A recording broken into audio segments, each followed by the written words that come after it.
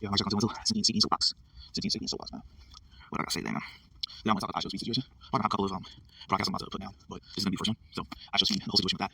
Well, a couple nights ago, I was assigned to a hotel to go and catch some Z's, get the fuck out this 20 below goddamn weather out here in Virginia Beach, and I was looking and catching up over on ADNC. Now that is primarily where I get a lot of cross-continental information in regards to what's going on in Africa, and how that affects me over here in the States, as somebody who still has Pan-Africanist ideals, but is also, of course, a foundational Black American. Now, for at least a year or two, I've heard about ISO Speed, but I've never seen any of his shows. I've never seen any of his broadcasts. Never. To me, ISO Speed is in the same realm as like a Kai Cenat. Again, another vlogger that I've never seen his shit, but his name gets brought up by the elder guard that I tend to listen to whenever I'm cruising through the YouTube streets. So I figured I'd just be like a gamer, vlogger, or something like that this whole time, or he does pranks, something like that. Shit that I'm not interested in. I'm not interested in gaming. I'm not interested in pranks.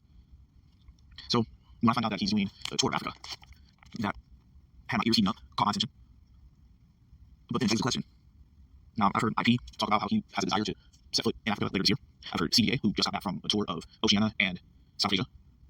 Well, Asia in general, because he was in Japan as well, too. I think that was the last stop of his tour. He just got back from a tour from Asia and Oceania. He said that this year he desires to head over to Africa and check that out. Now, these men, who are in their 40s and in their 50s, I trust that when they go and do their tour of Africa, that it is self-funded, that it isn't co-opted, that it is not, there's no funding business going on. That is something they actually want to do this. They didn't take a bag to go and do this tour. As for ISO Speed, given his age and given the speed that he is able to go throughout the entire continent, I don't believe that any of this that he's doing is organic. I highly believe that there is some cointel going on with ISO Speed, that he's an agent, he took a bag. And the funny part is that there seems to be a couple of characters coming over from the area of my fatherland, which is Detroit. But I believe that ISO Speed is from Ohio, or he's from Detroit. He's either from Cleveland or he's from Detroit, one or the other. But that's basically my fatherland stomping ground, because my grandfather's from the Twin Cities over in Minnesota. My father's from Detroit. So I'm seeing a lot of cats like ISO Speed, Anton Daniels, these funny style cats who you might see on Fox and Friends, like Anton once upon a time. Or ISO Speed, all of a sudden he's blowing up on the entire algorithm, traveling to all these African countries. There's no way that he would have the money to be able to go and fund these trips for himself. You see, I am a completely self-reliant, self-funded nomad. So all of my travels come out of my pocket. All the stamps on my passport, I've had to work very hard for. I've been to 44 states out of the 48 continental, most recently Connecticut as of earlier this month. And I recently just booked a trip to the Pacific Islands for later on this year because I refuse to endure another winter in the continental U.S. Something I learned is that I don't like the fucking cold. I'm originally from desert land, me being Southern California, Angelino. And even though I, of course, am familiar with Malcolm X's politicalism, Plymouth Rock didn't land on us, we were already here. I have my doubts that even though I've, of course, born and raised here in the States, it doesn't mean that my body and my phenotype and my DNA in general is acclimated to North American weather, despite having been here, born and raised, for 30 years. And I can say this with my chest, because I look at where I trace my African ancestry to South Africa, and say if I pull up like Johannesburg, the weather over there is going to be starkly different than what it is over here in fucking Virginia Beach right now. Virginia Beach right now is fucking 30 degrees. Tonight it's going to be 22. That's going to be shit. If I take it over to the city of Gold, where my African blood comes from, currently it's night over there, and they are having a cool, relaxing 65-degree night. When they wake up in the morning, it's going to be 83 degrees. If I go anywhere else, like I'm looking at that, I'm going to be I'm relocating to Pacific Islands for the end of the year. Bought my ticket, bought my plane ticket, bought my Greyhound to get there, all that, right? Boom, I'm at Pearl City. Right now, Pacific Islands got similar weather. Tonight they're going to be doing 66 degrees. And right now, it's 11 a.m. over there. It's 85 degrees high. It's the same fucking weather as goddamn Africa. I look at somewhere over in South America. 72 degrees for the evening, 84 degree high. Like, I heard IT talking about black women and stuff like that, looking further than Africa, the Caribbean, and South America. First girl that ever gave me good fellatio was from Brazil, South America. Granted, she looked more like a conquistador than actually, an indigenous Brazilian. But still, the person I chose to be my wife, she was from the Caribbean. The women that I have dated have either been from, Africa, or have traces like the last woman that I ever was with was from Panama. Basically Panamanian, African. So, I look at the weather at these places. I look at the women that are more attuned to me, and I understand that I belong in those places. I understand that North America, and anything north means cold, right? Anything north means cold as shit. So this is why I learned that I could be over in Washington State and still feel as cold as being over in Florida at night. I could be in the desert in fucking Arizona and still feel cold as shit and have to endure rain. Because I grew up here and never rained in Southern California. I grew up in California for 21 years. I was wondering if I was a colloquialism. Because it rained every year in fucking Southern California. I don't know what the fuck they were talking about. Oh, my mom's having me fucking stay home from school because she had no showers and shit like that. And she's like, oh, you can't get rain on when she was 6th and 7th grade. A whole handful of orange that bullshit with the way my mother raised me. But yeah, that shit right there, it rains in fucking Southern California. So I don't get that shit. I never got that shit. It's because it doesn't rain as much as other places like if you're in fucking Seattle or Oregon, it rains every goddamn day. Which is why I've even been on Sour Show and asked them, like, fuck would you want to go to Seattle for a year? Rains every fucking day where it's different strokes for different folks. I'm looking at Florida right now. It's the states I'm looking at Florida right now. Earlier in November, I was like, yo, it's cold as fuck. I was just coming from Boise, heading over to goddamn Virginia Beach. And I was like, yo, it's cold as fuck. I'm not going to just detour to go to Florida. But I have business I need to do, change my name, which is still ongoing. My name's not officially changed. I still got other things that I have to do to get my paperwork completely right. So I have to get, exchange on my social security card and stuff going, get amended on my, my birth certificate. Change on my goddamn debit card, all that shit. So I'm still doing that. That should take by the time. I should be done by the summer at the latest. We go shit together. But I had the itch to go to Florida. Look at their weather right now. We're looking at like a 45-degree low. 60-degree high. A 60-degree high, but that is a low. That's a 60-degree low. In a place like South Africa. In a place like Guyana. Like, you see what I'm saying? In a place like fucking Hawaii. Like, I don't, like, hey, I appreciate what Malcolm has to say and shit like that, and I appreciate what Muhammad, I appreciate what luminaries of the past have to say. But I update my files and I look at what's in front of me and what's reality. And dude, I could go all the way to the farthest of the left coast and be all the way over here now in the east coast, and I still have to deal with the beast of fucking cold ass weather at night, stupid ass high fucking winds from Arizona all the way fucking. I do back in my state Oregon, California, high ass winds in spring. I remember that shit being in college over in Marshall, high ass winds in spring. Dude, no, I do not believe that my body is designed for North America. I just don't believe it. I do not. I have no desire to go to Canada. I have no desire to go to Mexico. And I spent my entire life in the fucking States. And that's why I have the intel that I have on it right now. That's why I feel so strongly the way I feel and from what I know. So when I hear that argument, the whole 24 hours, you don't want us, you're already here. I hear it. But at the same time, let one of those do this. Stand out in fucking cold, or goddamn night, sleep out in fucking cold 20 fucking degrees, and look at how it is in a fucking indigenous area like Hawaii or fucking South Africa. And let them say that shit again. Let the anti-Pan-Africanists, let the FBAs that, house niggas that feel so good when they get in the fucking house at night and want to talk down about the rest of the Afrocentric diaspora. Let them talk about that shit in their insulated community and in their insulated homes. When they want to say, come here, fuck, they don't land on us. Let them say that there. See, because I'm out in the trenches, I'm out in the streets, I'm really out here. The struggle is fucking real. It's fucking real. I ain't kiss a fucking ass. I'm not part of no fucking clubs. So the struggle is real when you belong fucking wolf. And yeah, I'm recognizing that, people that I'm around, wherever I go, and that's one of the reasons why I'm going to the Pacific Islands later this year, because the people that I'm around from state to fucking state, I don't have to go to 4 more fucking states to figure out that North Americans, US citizens, are not my people. They're not my people. Like, yeah, we share the same nationality. Yeah, we share the same nationality. We share the same nationality. We're not tribe. We're not of the same tribe. We don't have the same thought process. A lot of you motherfuckers, I'm saying the majority of the average US citizen is a selfish, a selfish piece of shit. It's a snot nose, like the majority. Okay. Y'all eat, right? So since a lot of you motherfuckers eat that pork, the way that they greet people is they snort at them. They snort at them. That's the average US citizen. I've been overseas. People do not snort at people to greet them. That is some US shit. I don't eat pork. I haven't ate pork in my diet, in my normal diet, for fucking 11 years. I don't snort at people to greet them. Now, when I was a kid, when I was a child, and I ate pork because I didn't know any better, and I drank milk, and I drank fucking fluoride water, and all types of retarded fucking shit that my mom fucking had in that fridge, and banquet TV dinners, the fucking prison food ass fucking cup noodle, all that bullshit. Yeah, you better believe I probably was snorting at people, doing the whole shit, doing, coughing, all types of weird shit, because the US, their people are fucking mentally ill, and they express it through their mannerisms. When I go overseas, the people don't have those mannerisms. And I've only been to 3 Caribbean islands, and Tocola, San Juan, St. Thomas, man, people over there were not doing that shit at all. They were fucking like smiling if you walk towards them, shit like that. They say, hey brother, and it would actually sound fucking genuine. Not no, hey brother, and then what can I get? Hey brother, you got cigarette, hey brother, you got 25 cents, whatever. That's the type of gimme, selfish ass US shit that they do over here in my country, Oregon. They don't do that in the other places I've been to. And this is why I feel a certain type of way about fucking this iShowSpeed guy. Now, aside from San Juan, when I went through an airport, as soon as we touched down to go to another island, I would be greeted by dancers. Okay, I'd be greeted by dancers. Now, this is what I'm noticing is occurring with iShowSpeed and every African country he's touched down in as he traverses throughout the continent of Africa. He's been greeted with a lot of dancing, but then it gets exacerbated because of the fact that he's a fucking YouTube personality. So they give him a whole goddamn fucking parade.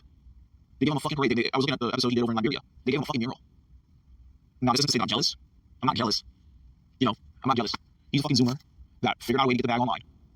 And obviously somebody kicked him a bag from one of these alphabet chapters of the US government. Kicked him a fucking bag. And they're funding his trip throughout the continent of Africa, which is why whenever he goes to every single one of these locations, these motherfuckers are singing his praises, dancing for him, all types of shit, right? Because they've been forewarned of his fucking arrival. Like, how fucking staged can you get? They've been forewarned of this little kid's fucking arrival. And on top of that, even though I do have Pan-Africanist ideologies, again, I'm still FBA. That's my lineage. Yeah, Plymouth Rock didn't land on me. I have generations of my lineage that trace back all the way to the transatlantic slave trade, and probably prior to that, on both sides of my family. Both my family and maternal side. So yeah, I'm from the States, baby. I don't like it here, and that's one of the reasons why I don't because I know ins and outs of it, because I'm from this bitch. And that is also to say that iShowSpeed. Now, there's been rumors that one of his parents is not FBA. I've heard rumors that one of his parents might be from Ghana or Nigeria. I've heard some things. I'm not going to substantiate those comments, but I'm going to bring them up. I'd be remiss not to bring them up. iShowSpeed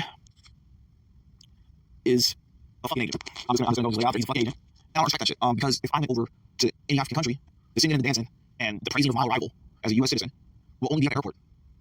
And when I go through the country, I'm just going to be a fucking tourist. Like I was when I was in Korea.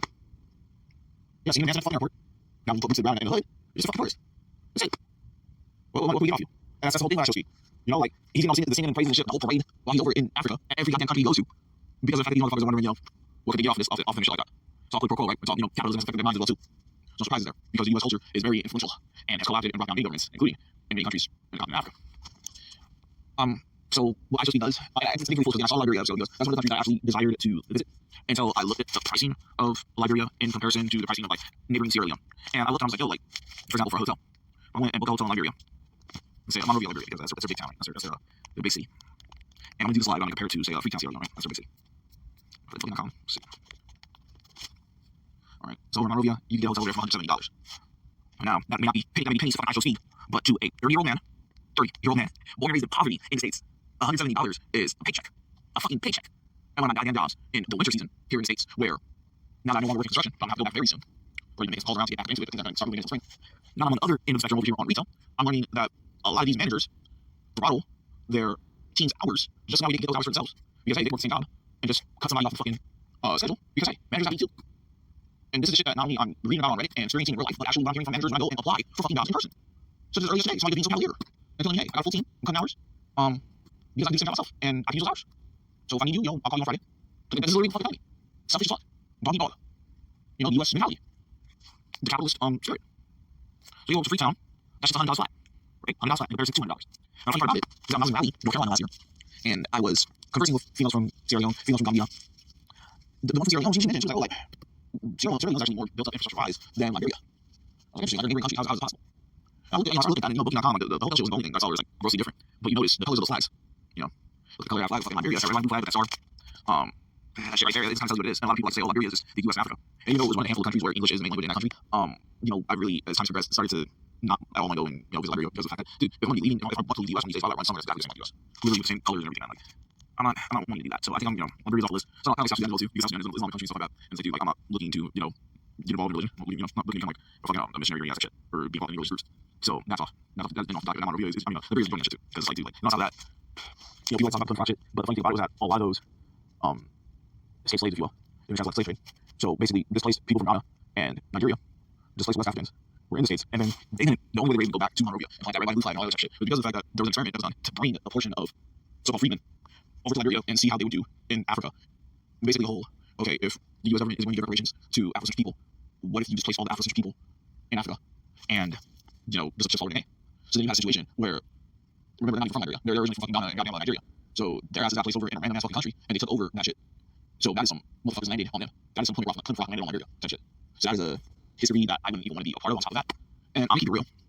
The females that are over there, especially I already look at the females, like, I've always wanted to go to Africa, and I've been with females from Africa, from Kenya, fucking Yemen. And I don't find Liberian females particularly attractive. I don't find them particularly attractive like that.